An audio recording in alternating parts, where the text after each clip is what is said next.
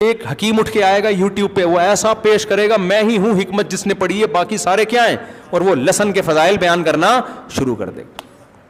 لہسن کھانے سے یہ ہوتا ہے, اجوائن کھانے سے یہ ہوتا ہے, لونگ کے چند دانے کھا لو, اگر مر گئے تو مجھ سے پوچھنا کیوں مرے.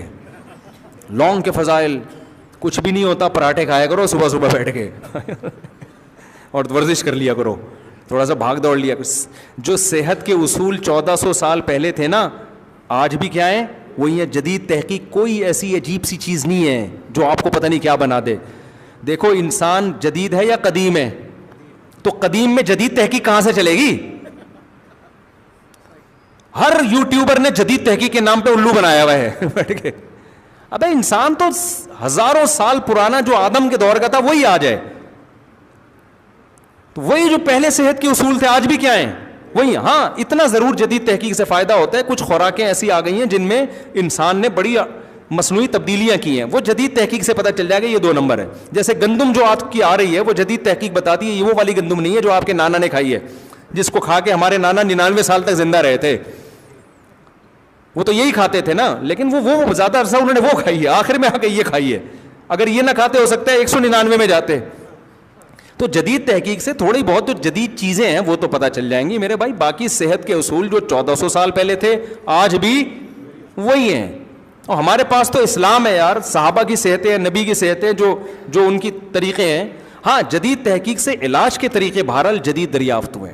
میڈیکل سائنس میں جدید تحقیق سے فائدہ اٹھائیں گے کہ بھائی کینسر کا علاج آ گیا. پہلے یہ ریڈیو تھراپی نہیں تھی, کیمو تھراپی نہیں تھی, کینسر کا مریض مر جاتا تھا. اب یہ کہ ریڈیو تھراپی ہے, اور کینسر کے اتنے پیشنٹ بھی نہیں ہوتے تھے کیونکہ قدیم طریقے سے زندگی گزارتے تھے لوگ. لیکن بہرحال علاج میں سائنس نے ترقی کی ہے بہت زیادہ, تو علاج میں تو ٹھیک ہے. لیکن نارمل لائف میں آپ جدید تحقیق کے بجائے قدیم پہ ہی چلو تو میرے خیال ہے زیادہ بہتر ہے آپ کو. ڈاکٹروں کی اپنی صحت دیکھ لو یار, کوئی خاندانی صحت ہے سوائے چند ایک ڈاکٹروں کے؟ زیادہ تر تو وہی جتنے میں ہم مر رہے ہیں اتنے میں ڈاکٹر بھی مر رہے ہیں. حکیموں کی میں نے دیکھے 99 سال 100 سال. میں مانتا ہوں حکیموں میں زیادہ تر فراڈی ہوتے ہیں آج کل, اچھے بھی ہوتے ہیں لیکن زیادہ تر. لیکن کمبخت ہوگا فراڈی, عمر کمبخت کی 100 سال ہوگی, اپنے اوپر فراڈ نہیں کر رہا ہوگا وہ. میں نے ڈاکٹر 100 سال کے نہیں دیکھے, حکیم دیکھے ہیں. حالانکہ جدید تحقیق کس کے پاس ہے ڈاکٹر. وجہ کیا ہے؟ یہ نہیں کہ حکیموں کی تحقیق زبردست ہوتی ہے, نا نا نا نا نا.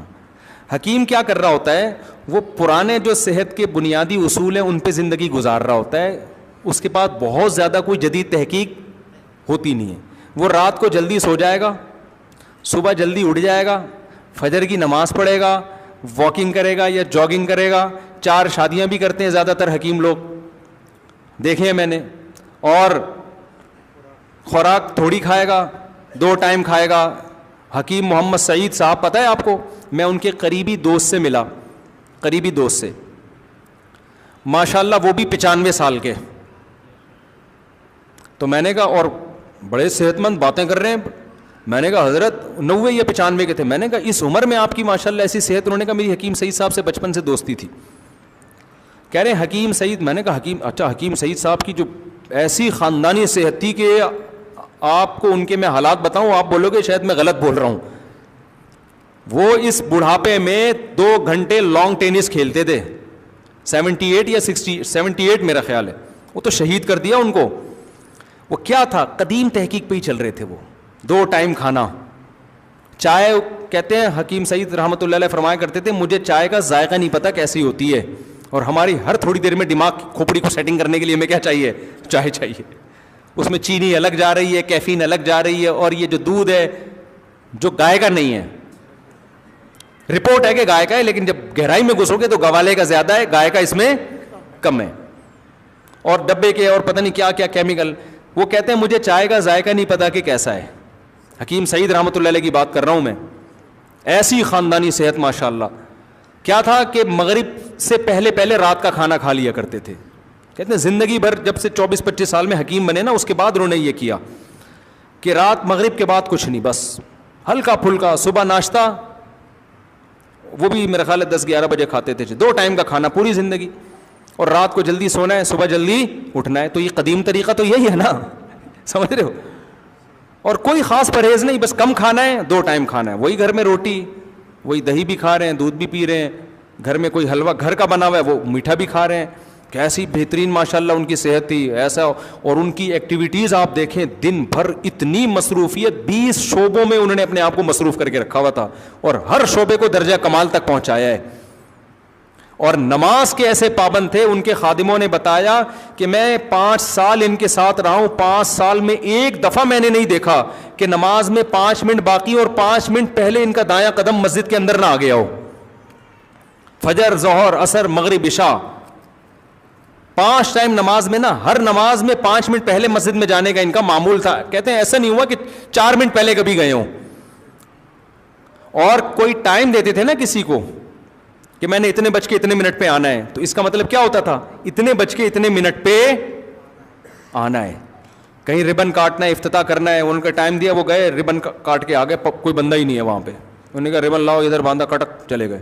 لوگ کہنے جی آج حکیم سعید صاحب نے آنا ہے, پتہ نہیں ٹائم وہ ابھی تک آئے کیوں نہیں. بھائی وہ ٹائم کے پابند ہے, وہ اپنے ساتھ ربن لے کر آئے تھے, یوں یوں لگایا, کاٹ کے چلے گئے. گوگل میپ نہیں تھا اس زمانے میں, تو وہ ٹائم کی پابندی ایسے کرتے تھے کہ کہیں ایونٹ ہے نا, کل 10 بجے پہنچنا ہے, تو ایک دن پہلے خادم کو بھیجا کہ وہ جگہ دیکھ کر آؤ, ایڈریس تلاش کر کے آؤ, اور دیکھو کتنا ٹائم لگتا ہے پہنچنے میں, تاکہ کل ہم اسی حساب سے پہنچیں, لیٹ نہ ہو ہم.